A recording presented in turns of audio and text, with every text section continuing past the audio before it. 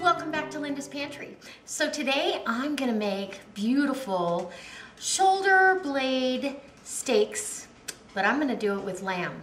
So for those of you that do not like lamb, you could certainly do this with a shoulder blade pork steak, or even, you know, beef. I've done this recipe with beef as well, but for those of you that do like lamb, oh my gosh, this is delicious. And this lamb was purchased from a local grower who raises all natural, no antibiotics or hormones are ever fed to these animals. And so we're blessed this time of year to be able to purchase one. So that being said, I'm going to have some lamb recipes for you, but this one is delicious. I'm going to marinate these steaks overnight, and then we're going to get to either grilling or we're going to get to broiling because the weather's been really iffy. We've had snow off and on. So if this inspires you to stay with me, I hope you go down in the show more box below and hit my Facebook page. Go over and like that page so you get notified whenever I upload or update anything. And then as well, my Wild Tree website link is right beside that. You can go over and check that out, look for some free recipes, and or explore the idea of making some extra money. So come on, let's go make some beautiful marinated lamb shoulder steaks. All right, you guys, I'm really glad you stayed for this. This is a super easy, but absolutely decadently delicious recipe. Now you can use this on beef as well. You know, there's a lot of people out there that do not like lamb, and I was one of those at one point in time. I really didn't care for any of the lamb that I had tasted. But every year I buy a grass-fed, hormone-free, they don't even vaccinate their lamb or their sheep. So they never leave the property. They're not being moved around. They're not being exposed to other animals. So this is the healthiest lamb that I can get my hands on. And last year I bought a half. This year I bought a whole. And it's absolutely amazing. So I've already opened this package. Make sure it was all the way thawed. Now these are the shoulder steaks. So what I'm going to do is I'm going to go ahead and take these beautiful shoulder steaks, and you want a good amount of fat in there, but not so over the top that it's really fatty. And I'm putting these in a Ziploc bag, and then I'm going to get rid of this wrapping. This lamb is locally grown, well, as local as I can get it, and it's absolutely phenomenal the way she takes care of her animals. So I'm going to make a marinade for this. And you don't really need to marinate it, but I really like all the flavors that I've got going on here. So I'm going to bring you in a little bit closer so you can see what I'm doing. And I'm going to marinate this in all the flavors that I love for lamb, beef, you know, anything. And we're going to grill these off or broil them depending on the weather. So that being said, I'm going to go ahead and get my I've got garlic here. I got a ton of garlic and a bunch of rosemary, and I'm going to go ahead and don't be stingy. If you think you've got too much, you probably haven't got enough, in my opinion, of either one. And the rosemary is coming back outside, so it's really nice that I have that fresh on hand. And we're going to grab a little spoon here because I want to add some other stuff. I do want to add some herbs de Provence, and all that is a mixture of some herbs and spices. So this one has thyme, fennel, basil, savory, and lavender. And really and truly, that's all you need for this. And it smells wonderful. I did recently pick up, this one came from Costco. I'm going to put a heaping teaspoon of that in there. I did recently pick up a bulk bag of it at World Market, and for very reasonable. So I can refill this even though I have about 4 of these on hand at all times. I'm going to add half a teaspoon or so of black pepper. We're gonna go ahead and put some Himalayan pink salt down. And the Himalayan pink salt has all the minerals that we're missing and other things. I've got some aged balsamic vinegar that I want. Well, I've got a cap on that. There we go.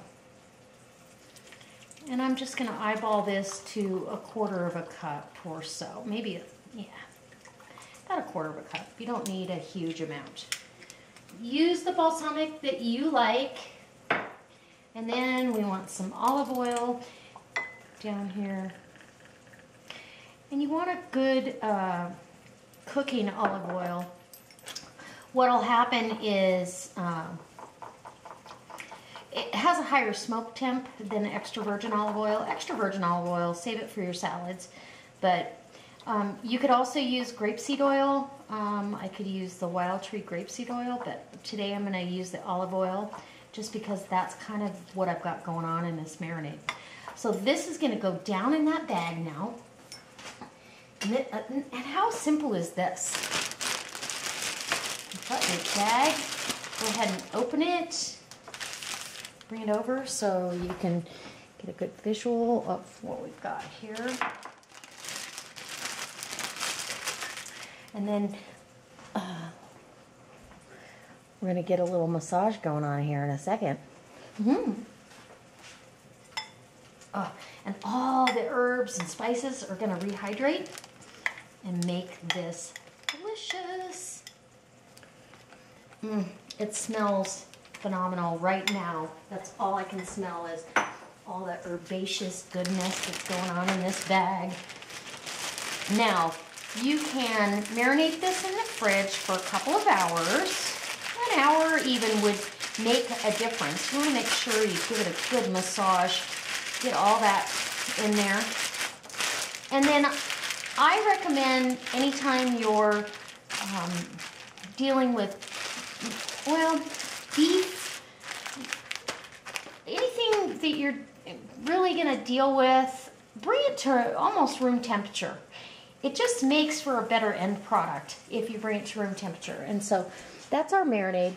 We're going to make sure that this stays in the fridge now for a couple of hours. We'll bring it out, and depending, like I said, on the weather, we've got a storm coming in, so I may have to do this under the broiler, but either way, it's going to be delicious. So I'll bring you back for the cooking process and show you the end result. All right, guys, how easy is that? Delicious. Okay, so I can tell you right now, this smells just as good as it looks. This is marinated all night, and we are going to go ahead. We're going to put these in the broiler because it is spitting snow out there, and it's about 40 degrees, and I'm not a cold weather barbecue girl, and I'm it. So that means that I'm going to use an alternative method, and I'm going to cook this in my broiler in my oven. I'm going to want this to medium rare. Now, because of the balsamic vinegar, this has marinated, and the meat will look a little browner to you than it will be, but you can check that doneness by just how flexible the meat is. Because when protein cooks, it tightens up. And so the less tight the meat is, the more rare the meat is. And I want this medium rare. So I'm going to go ahead and put this in a broiler. I'll show you when I bring it back out. It's going to be delicious. All right, the final results are finally here. And I can tell you this smells amazing. And I know it's going to taste amazing. And what I've got on top here is, I love a good steak with blue cheese. And I thought, you know, why not, for the lamb, go one step further and use some goat cheese, because we love goat cheese, and fresh chev is just so good. So I'm going to go ahead and see if I can't get into this without making a mess here. I've let this rest a little bit. It doesn't have to rest a lot, but I did let it rest just so all the juices could kind of get back into it. And I've got this beautiful, kind of a medium rare, and know that it's going to be a little darker because of the marinade, but you can still see that pink shining through. I want to make sure you can see that. Delicious. Mm.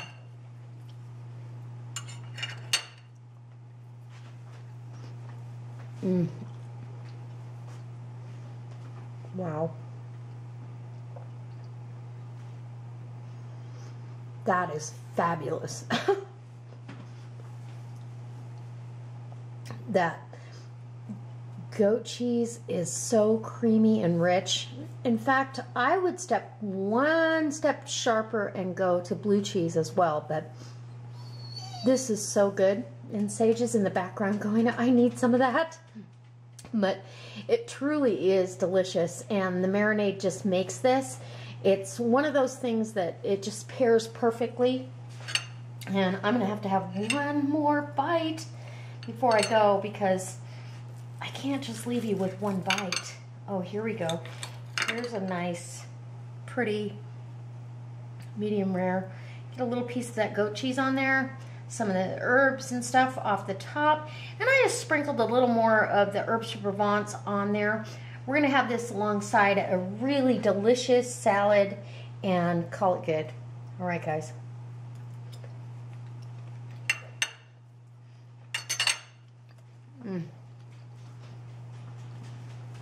Fabulous. Absolutely.